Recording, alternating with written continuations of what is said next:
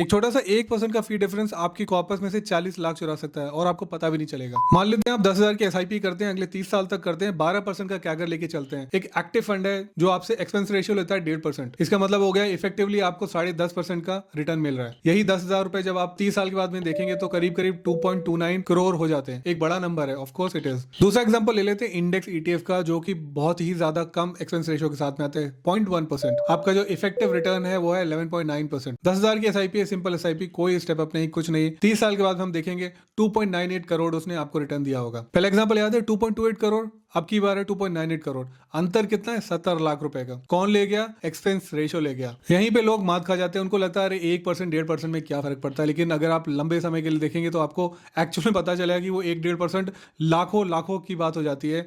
यहाँ पे 70 लाख की बात हो गई है। एक और टिप है, जिससे आप ईटीएफ में नहीं भी जाना चाहते, आप म्यूचुअल फंड में ही रहना चाहते हैं, आप इतना तो कर ही सकते हैं कि रेगुलर की जगह आप डायरेक्ट म्यूचुअल फंड को जाएं, क्योंकि उन दोनों में भी 0.1 से लेकर ऑलमोस्ट 1% तक का आपको एक्सपेंस रेशियो का डिफरेंस नजर आ जाएगा। तो हमेशा आप ट्राई कीजिए कि आप डायरेक्ट म्यूचुअल फंड को यूज करें। अगर आप अभी रेगुलर म्यूचुअल फंड की तरफ है, आप उसको कन्वर्ट भी कर सकते हैं डायरेक्ट म्यूचुअल फंड में, एकदम लीगल है। अभी जाइए चेक कीजिए कि आपका जो म्यूचुअल फंड है वो डायरेक्ट है कि रेगुलर है।